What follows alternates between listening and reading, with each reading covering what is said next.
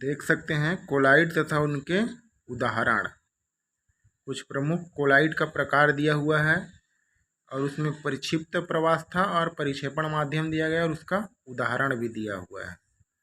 तो एरोसाल नाम का जो कोलाइड होता है उसका परिक्षिप्त प्रवास्था क्या होता है, द्रव, और परिक्षेपण माध्यम होता है गैस। तो इसका उदाहरण है कोहरा, बादल, कुहासा। कोहरा, बादल, कुहासा एरोसाल प्रकार का कोलाइड है और इसमें परिक्षिप्त प्रवास्था जो होता है वो द्रव होता है और परिक्षेपण माध्यम जो होता है वो गैस होता है। उसके बाद देखेंगे एरोसाल प्रकार का कोलाइड, जिसको हम ठोस कोलाइड भी कह सकते हैं। तो इसका परिक्षिप्त प्रवास्था ठोस होता है, परिक्षेपण माध्यम गैस होता है। इसका उदाहरण क्या है, धुआं, वाहनों से निकला अपशिष्ट, शेविंग। देख सकते हैं धुआं, वाहनों से निकला अपशिष्ट, ये सब क्या है, एरोसाल के अंतर्गत आता है। इसका परिक्षिप्त प्रवास्था ठोस होता है और परिक्षेपण माध्यम गैस। नेक्स्ट है फोम। फोम भी एक प्रकार का कोलाइड है। इसका परिक्षिप्त प्रवास्था क्या है, गैस है, परिक्षेपण माध्यम द्रव है। तो सेविंग फोम, जो सेविंग करते हैं वो वाला क्रीम, सेविंग क्रीम। नेक्स्ट है पायास, इमल्सन। पायास प्रकार का कोलाइड है ये, इमल्सन प्रकार एक प्रकार का कोलाइड है। इसका परिक्षिप्त प्रवास्था द्रव है और परिक्षेपण माध्यम भी द्रव ही है। तो इसका उदाहरण है दूध और फेस क्रीम। नेक्स्ट है साल। साल एक प्रकार का कोलाइड है। इसमें परिक्षेपण माध्यम द्रव है और परिक्षिप्त प्रवास्था ठोस है। परिक्षिप्त प्रवास्था ठोस और परिक्षेपण माध्यम द्रव। तो इसका एग्जाम्पल है magnesia milk, milk of magnesia भी बोल सकते हैं। और कीचड़, कीचड़ जो है एक प्रकार का साल है जिसमें ठोस, परिक्षिप्त प्रवास्था और परिक्षेपण माध्यम द्रव होता है। नेक्स्ट है फोम। एक और फॉर्म के बारे में दिया गया है जिसमें परिक्षिप्त प्रवास्था गैस है और परिक्षेपण माध्यम ठोस होता है। इस फॉर्म का उदाहरण है रबड़, स्पंज, प्यूमिस। नेक्स्ट है द्रव, ठोस। कौन सा प्रकार का कोलाइड है, जेल। जेल एक प्रकार का कोलाइड है। इसका परिक्षिप्त प्रवास्था द्रव है और परिक्षेपण माध्यम ठोस है। उदाहरण के लिए जेली, पनीर, मक्खन। अगला है ठोस साल। ठोस साल एक कोलाइड का प्रकार है जिसमें परिक्षिप्त प्रवास्था भी ठोस है और परिक्षेपण माध्यम भी ठोस ही है। तो इसका उदाहरण है रंगीन रत्न, पत्थर, दुधिया कांच। ये सब इसके उदाहरण हैं।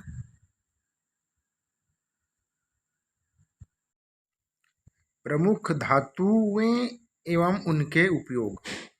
धातु और इधर उपयोग देखेंगे। सोडियम धातु।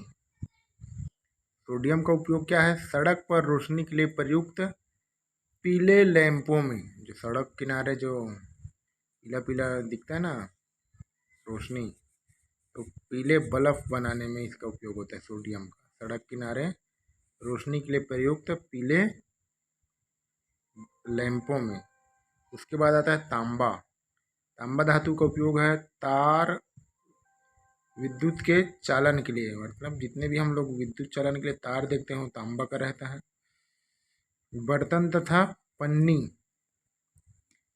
के निर्माण में, बर्तन और पन्नी के निर्माण में भी तांबा का यूज होता है। उसके बाद आता है एल्यूमिनियम धातु। एल्यूमिनियम का भी तार बनता है, कॉपर का भी तार बनता है। अब एल्यूमिनियम का बर्तन भी बनता है, तांबा का भी बर्तन बनता है। और पन्नी पैकिंग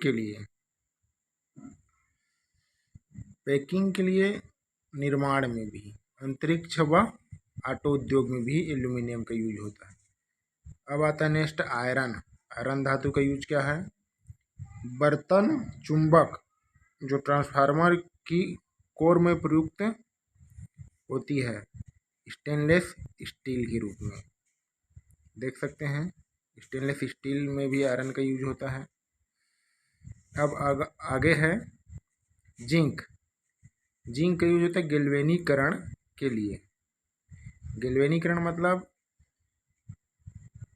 गैल्वेनीकरण की प्रक्रिया में क्या होता है, लोहे को जंग से बचाने के लिए इस पर जिंक का परत चढ़ा दिया जाता है, कोटिंग चढ़ा दिया जाता है, उसको गैल्वेनीकरण कहा जाता है, गैल्वेनाइजेशन। उसके बाद आता है नेक्स्ट क्रोमियम। क्रोमियम का क्या यूज है? विद्युत लेपन के लिए स्टेनलेस स्टील के निर्माण में भी क्रोमियम का यूज होता है, विद्युत लेपन में और स्टेनलेस स्टील के निर्माण में। अब आता है निकिल धातु। निकिल का यूज होता है विद्युत लेपन के लिए स्टेनलेस स्टील का निर्माण। क्रोमियम और निकिल का यूज सेम है। उसके बाद आता है गोल्ड। गोल्ड का यूज क्या है? सोना का आभूषण में तथा भोज्य पदार्थों की सजावट के लिए। उसके बाद है चांदी। चांदी जो धातु है आभूषण तथा भोज्य पदार्थों की सजावट के लिए, अर्थात सोना और चांदी दोनों का यूज सेम है। उसके बाद आता है प्लेटिनम। प्लेटिनम का यूज क्या है? आभूषण तथा सजावटी सामान बनाने के लिए। उसके बाद आता है मरकरी। इसका यूज है थर्मामीटर में तथा अतिचालक के रूप में। ट्यूबलाइट में भी मरकरी वाष्प और आर्गन गैस का यूज होता है ट्यूबलाइट में। अब आता है जिंक। जिरकोनियम आता है। जिरकोनियम का यूज है परमाणु तथा अंतरिक्ष अनुसंधान में। और उसके बाद आता है टाइटेनियम धातु। परमाणु व अंतरिक्ष अनुसंधान में तथा हवाई जहाज उद्योग में टाइटेनियम का यूज होता है। तो इस तरह से आप देख सकते हैं प्रमुख धातु और उसके उपयोग, प्रमुख धातुओं के कौन कौन से उपयोग हैं। तो इतना सारा धातु है और उनके उपयोग दिया हुआ है, देख सकते हैं प्रमुख धातु और उसके उपयोग। बहुत महत्वपूर्ण है परीक्षा की दृष्टि से।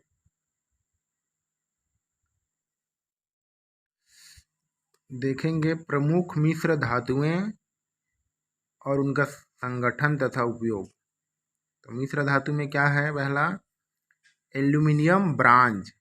इसका संगठन मतलब एल्यूमिनियम ब्रांज कैसे बनता है? कापर और एल्यूमिनियम का मिक्स, कापर और एल्यूमिनियम को सही अनुपात में मिश्रण करने पर क्या बनता है? एल्यूमिनियम ब्रांज बनता है। तो इसका उपयोग क्या करते हैं? सिक्के तथा सस्ते आभूषण बनाने में। जितने भी आपने सिक्के देखा होगा सब किसका बना होता है? एल्यूमिनियम ब्रांज का, जो कापर और एल्यूमिनियम का मिक्सचर होता है। इस तरह से देख सकते हैं इसका यूज होता है सिक्के तथा सस्ते आभूषण बनाने में, आर्टिफिशियल ज्वेलरी बनाने में। अब दूसरा है बेल मेटल। तो बेल मेटल किससे बनता है? कापर और टीन दोनों को मिलाने पर बेल मेटल बनता है। इसका उपयोग है घंटे पुर्जे, मतलब बेल से समझ सकते हैं घंटी वंटी बजाने में, घंटी बनाने में। नेक्स्ट है डेंटल मिश्र धातु। डेंटल मिश्र धातु किससे बन रहा है? डेंटल से स्पष्ट दांत से संबंधित है। तो सिल्वर, मरकरी, जिंक, टीन, ये 4 प्रकार के तत्व जो है इनके संगठन से डेंटल मिश्र धातु बनता है। मतलब दांतों में भरने के लिए, मतलब दांत जिसका दांत सड़ वड़ गया रहता है उसको भरने के लिए, मतलब कृत्रिम दांत निर्माण में। अब आता है जर्मन सिल्वर। जर्मन सिल्वर में संगठन कौन कौन सा है? कापर, जिंक और निकिल, ये तीनों धातु मिलकर जर्मन सिल्वर बनाता है, कापर, जिंक और निकिल। इसका यूज होता है बर्तन और मूर्तियां बनाने में। उसके बाद आता है गन मेटल। नाम से स्पष्ट है, गन मतलब बंदूक। तो गन मेटल में देखेंगे कापर, टीन, जिंक, ये 3 धातुओं का मिश्रण है gun metal, copper, tin, zinc. इसमें क्या होता है? बंदूकें, हथियार, मशीनों के पुर्जे बनाया जाता है इससे, गन मेटल से।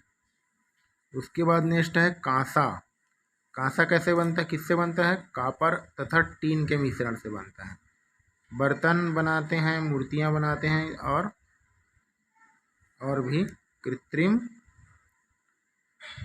वस्तुएं बना सकते हैं कांसा से। कापर तथा टीन का मिश्रण है बर्तन। नेक्स्ट है मैग्नीशियम। मैग्नीशियम किससे बनता है? मैग्नीशियम और वायुयान तथा जहाज़ों के निर्माण में। मैग्नीशियम नामक जो धातु है, मिश्र धातु है, वो किसके संगठन से बनता है? मैग्नीशियम और एल्यूमिनियम का मिश्रण। इसका यूज होता है वायुयान तथा जहाज़ों के निर्माण में। 8वां है पीतल। पीतल का यूज किस में होता है? कॉपर और जिंक में। पीतल का यूज, पीतल भी क्या है? एक मिश्र धातु है और ये किससे बना रहता है? कॉपर और जिंक के मिश्रण से बनता है। तार, मशीनों के पुर्जे और बर्तन बनाने में इसका यूज होता है। नेक्स्ट देख सकते हैं,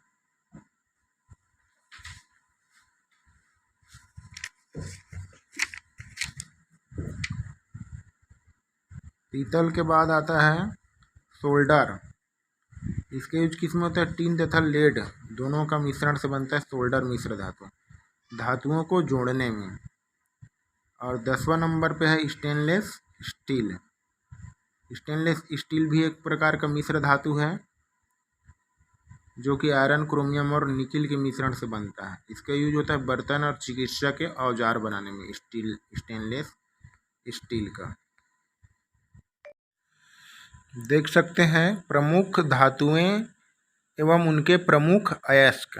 बहुत सारे कंपटीशन एग्जाम में पूछा जाता है धातु और उसके अयस्क को बताइए करके। तो धातु इसमें पहला नंबर पे है एल्यूमिनियम, Al ऐसा इसका संकेत रहता है। तो जो धातु एल्यूमिनियम है उसका अयस्क कौन कौन सा है? बॉक्साइड, डायस्पोर, क्रायोलाइट, ये तीनों क्या है? एल्यूमिनियम के अयस्क हैं। उसके बाद है सोना, Au, जिसको गोल्ड भी बोलते हैं अंग्रेजी में। तो सोना का अयस्क कौन कौन सा है? क्लेवेराइट, पेटसाइट, सिल्वेनाइट, ये 3 अयस्क है सोना का। उसके बाद आता है नंबर तीसरा सिल्वर अर्थात चांदी, Ag।